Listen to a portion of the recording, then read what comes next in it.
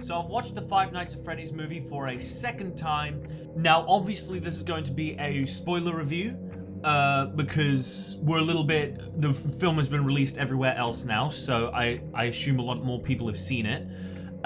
So the first thing I wanted to talk about was the mixed reviews from people. The reaction is very mixed.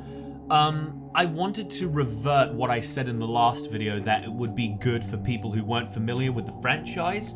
I changed my mind on that because I feel like, yes, I feel like actually it would be fine to watch if you're not a FNAF fan, but I'm trying to put myself in that perspective and I'm trying to understand it a little better.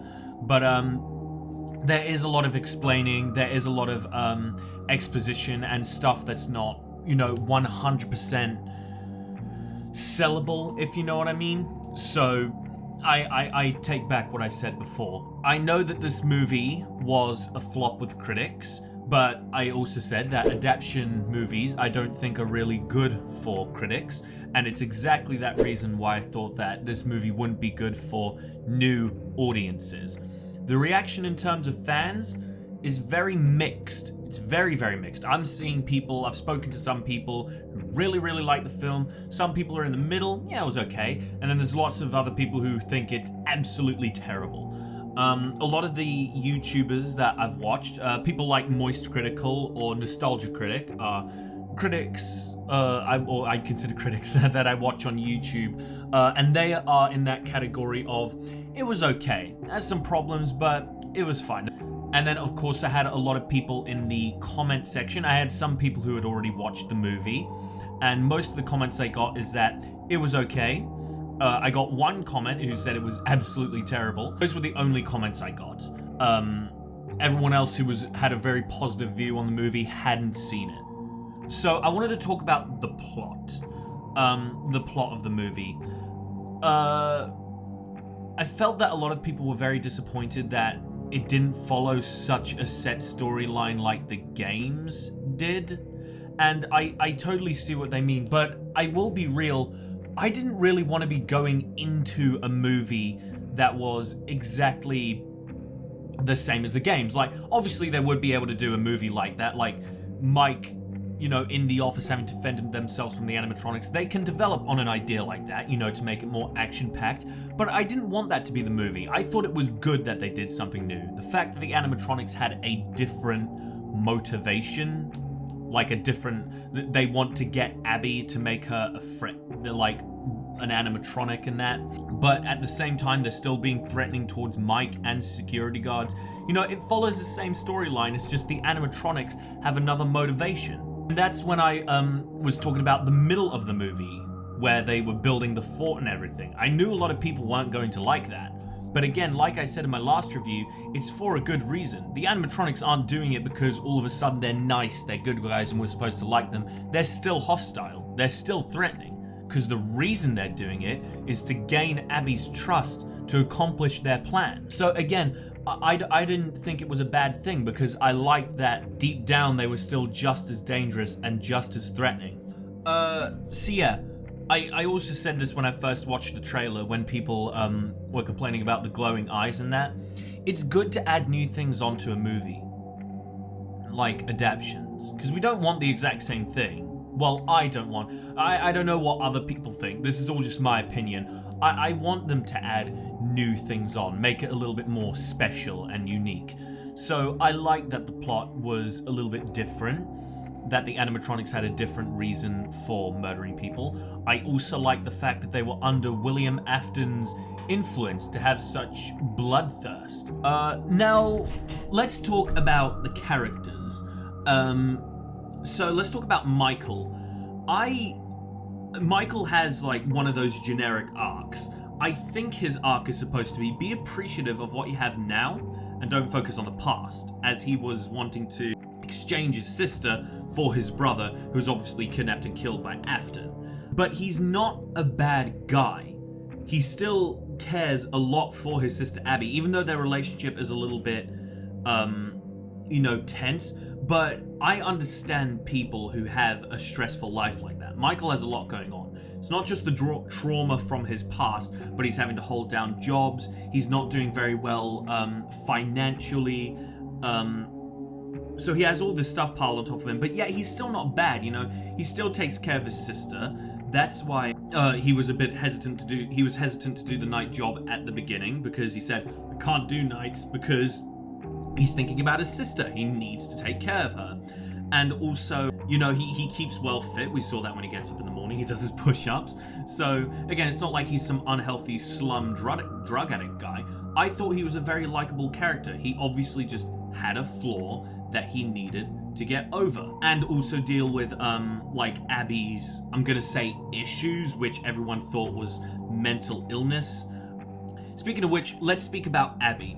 Again, when you get introduced to her, you think that she's just going to be, you know, the generic girl who's, you know, special and learns to become, like, a much better individual by the end of the movie through this experience. Like, you look at the way she interacts with, like, the drawing all the pictures and the making up the friends and, you know, the problems with socializing at school with people in that. But then later on in the movie, you think that would be all pointless, but then I said it has plot relevance. She was talking to the spirits. And so it's not like the whole plot line has complete disconnect from the thing with Michael and that. Everything is connected in a big loop. So that's what I said before. Nothing is pointless. Nothing is like filler or anything.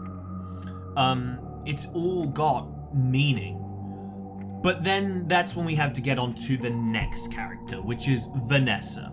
I said multiple times, I didn't want Vanessa in the movie, but she was in the movie, which I knew was gonna happen. But when she was in the movie, she wasn't that bad. She was a nice character. I liked her. And I know they're hinting at a love interest thing with Michael. I know they're kind of heading in that direction, but I don't think they're gonna do that. I honestly don't think that they're going to get together in the end, especially in the case that they might have the same biological father, which I will get to later. But the whole problem with Vanessa is that her only purpose is she's just a big expedition dump. She just comes into the plot to tell Michael everything. I think the film would have been much more interesting if Michael figured out everything on his own, because it would have brought back the whole mystery with FNAF and having to figure out everything on our own and analyze stuff and all that, instead of just having it explained to you by someone. So that was my biggest problem with Vanessa.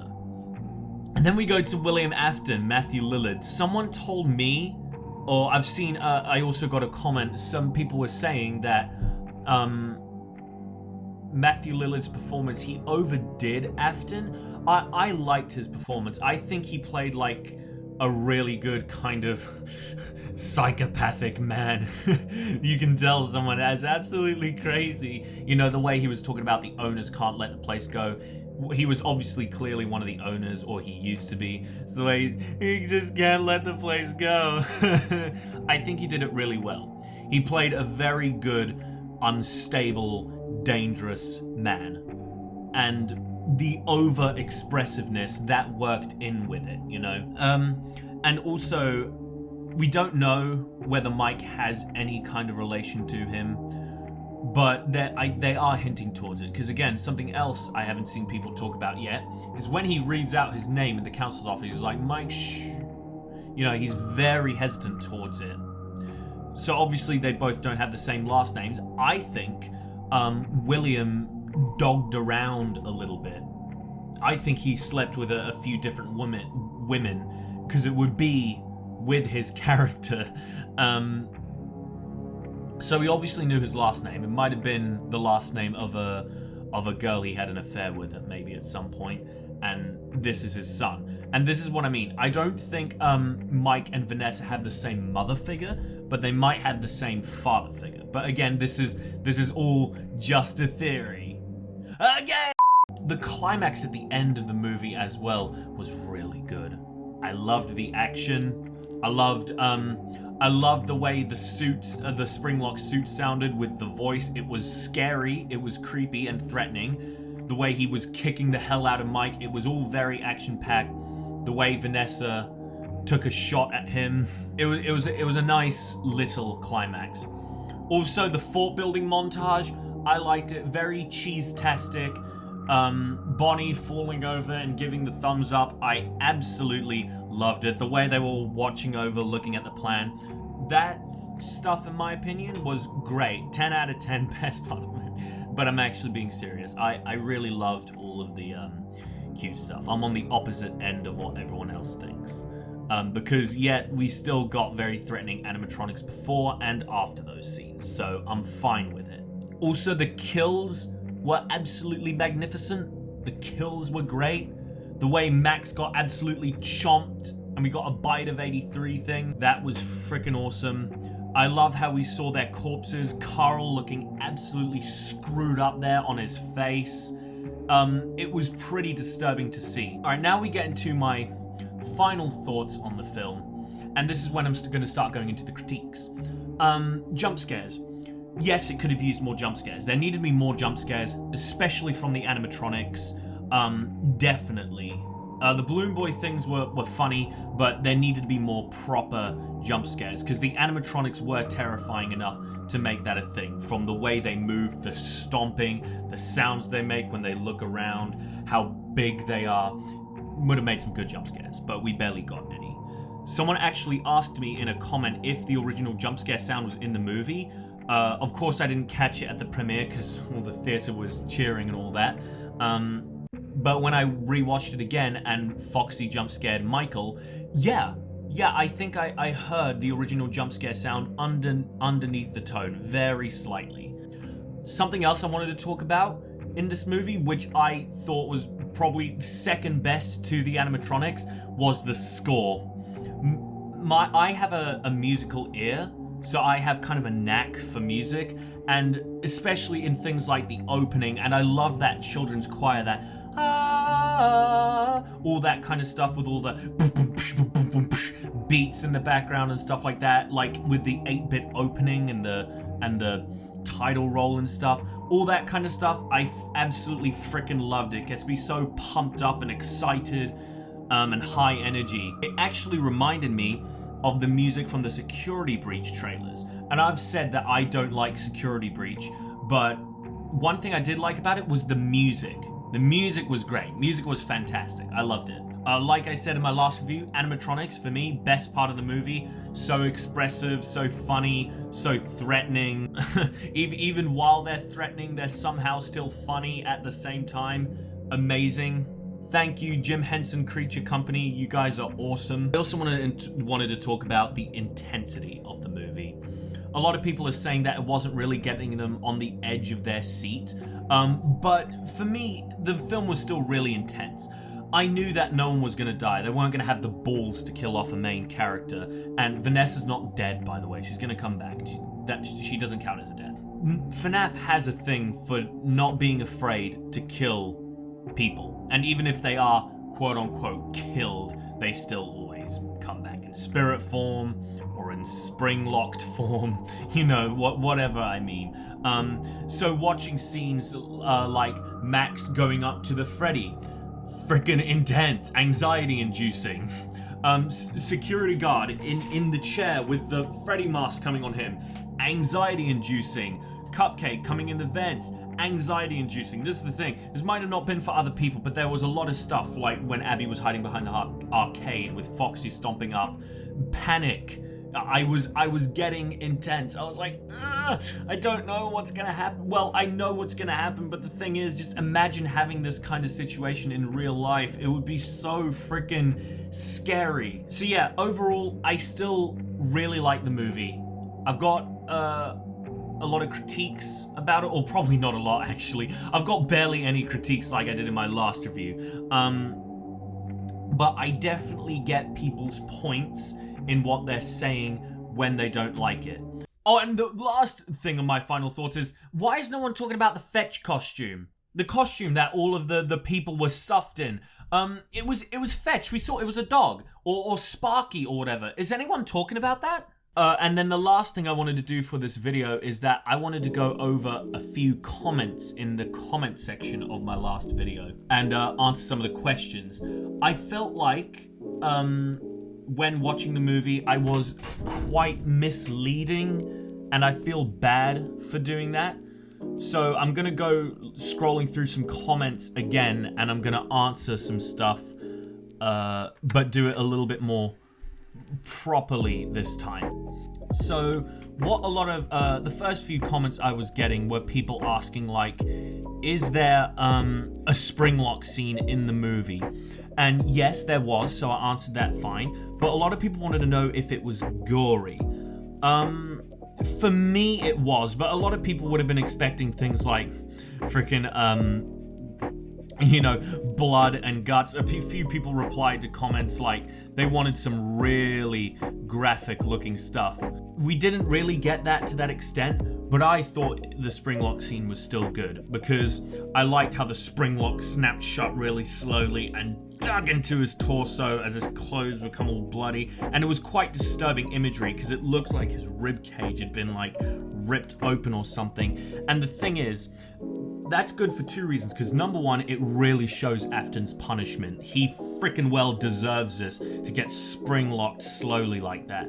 And also, in a real life situation, if you're wearing a suit like that, I don't think spring locks would really snap shut that quickly like that. When they got all the resistance of bone and flesh and organs on the inside, they would have a little bit of a slow resistance. So I thought the spring lock scene was good, but a lot of people did want more. And speaking about the gore in general, yes, again, for me, I kind of did lie a little bit about the gore. I said it was very gory later on in the movie, but by that, I was all coming across from my opinion. Seeing stuff like the mangled faces or people getting chomped in half, even though it was all done by shadows, it still gets me on edge a little bit.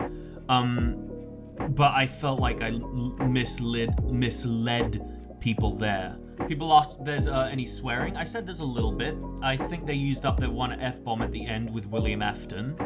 I think he said the F word. I could be wrong. That's probably what I heard. Also, people asked if we saw the Bite of 83 or the Bite of 87. I kind of hinted towards that. Oh, people asked if the opening sequence was good. Yes. I think we can all agree that the opening sequence was fire, yeah. Did the animatronics have a lot of good screen time? Yeah, they did have a good amount of screen time, yes. People asked me a lot about Shadow Freddy, if Shadow Freddy's in the movie, and I think they're talking about the training tape that was left for Mike that he played, which was all haunted at. People say they saw Shadow Freddy there. Even in the rewatch, I didn't spot any Shadow Freddy. I don't know where that was coming from, because I haven't seen any Shadow Freddy yet. People asked if the animatronics spoke. No, they didn't, and they didn't sing in their performances. They just lip-synced to songs. And I'm glad that they don't talk, because it makes them better. Characters are much more expressive when they don't talk, through body language and facial expressions. People asked if there were any YouTube cameos, or if Scott was in the movie. Of course, no Markiplier cameo. No Scott Cawthon in the movie, or he might have been just a stupid background character. But there was MatPat. We all know now that, yeah, MatPat was in the movie. When I watched the first time, I didn't hear what we said because we were all screaming and clapping. But for the second time, he was talking about breakfast is actually not the most important meal of the day. Lunch is. Which I agree with him there. You don't need breakfast. There's no meal which is the most important meal of the day. It just depends on how much you eat or how long the spaces are between when you eat. This is coming from someone who does intermittent fasting. But he says it's just a theory, of course. So yeah, that was a good cameo. I liked it. People asked me if the movie is worth watching. I actually, when I said I changed my mind about newcomers, I actually changed my mind when watching these, when replying to these comments. Because it kind of made me think. So in the comments, I started answering, if you're a FNAF fan, then yes. People asked me if Golden Freddy's in the movie. Yes. Baby's in the movie. Kind of. If Shadow Freddy's in the movie, I have no idea. If Balloon Boy's in the movie, kinda, yeah. Again, another horror gag. Asked me if main characters died. No. Is there any blood and anything. Like I said, for me, gore goes in a certain way, and we need to remember it's PG-13, so we can't expect some major horrible scenes. So I don't know what people were really expecting there. There's a lot of kids, a lot of 11-year-olds asking me if they could go watch the film in cinemas. I told them, depends where you are. It just really depends on multiple factors. Asking what songs they played. Are the kills mostly off screen? Yeah, they are. Well, they're in shadows. But at least we see them. It's not like they're actually off screen. Yeah, the lots of gore thing. I felt bad about that one because I just felt like it was a little misleading. I don't want to watch it anymore. Thank God they don't talk. Yeah, that's really good. I'm gonna be airing it as well. Films. Let's see. Yeah, a lot of people want to know about the Springlock scene. Oh, the living tombstone. I forgot about that. Yes. I was talking to Something Strange YT, who's a YouTuber I've done a few collabs with, and everyone was going on to me about how the living tombstone, will it be at the end of the movie? And I said, well, no, because it's a fan song. I doubt it will be in the movie. It's not that I didn't want it, I just didn't think it would be. But I was totally wrong. Turns out that it was. Phone guy in the movie? Technically, yes. Plays Burns at the end? No, but like the spirits collapse it or something. I don't know exactly what happens. Animatronics on the hunt for Mike, and this is when I started going on to the different plot line. Yes, the animatronics are very threatening towards people like Mike. The animatronics are still hunting to kill people, but their motivation and their reason and their goal is different. Oh, and another spoiler here is that Spider-Man dies at the end. And I also said in the comments that also Iron Man dies, but yeah, we all knew that. So, yeah. I was up till like 4 o'clock the night after I watched the movie, answering every single one of these comments. It's the first time that I've had a video that's really performed like this, and it's really awesome because I appreciate. If any of you who watched that video or commented, if any of you guys are watching this, I really appreciated all the support from the, what is it, like 17,000 people who watched the video. 584 people liked it, so yeah. Yeah, I really appreciate everyone who watched that video and gave me plenty of support. Something Strange YT is going to be having a video out sooner or later. I'm not sure when, he hasn't got a schedule, so please go check him out. I've done a few collabs with him. More to come, by the way, is a little teaser there. I've also got more plans for dress-up things, if you guys want to stick around for any of those. Humiliate myself a little bit more out in public if you want to see that. Especially now that it's Halloween season coming up. So yeah, that was my my second review of the Five Nights at Freddy's movie. If you enjoyed the video, then make sure to leave it a like. And if you want to see more content like this, then make sure to hit that subscribe button and turn on the notification bell so that you don't miss a single upload.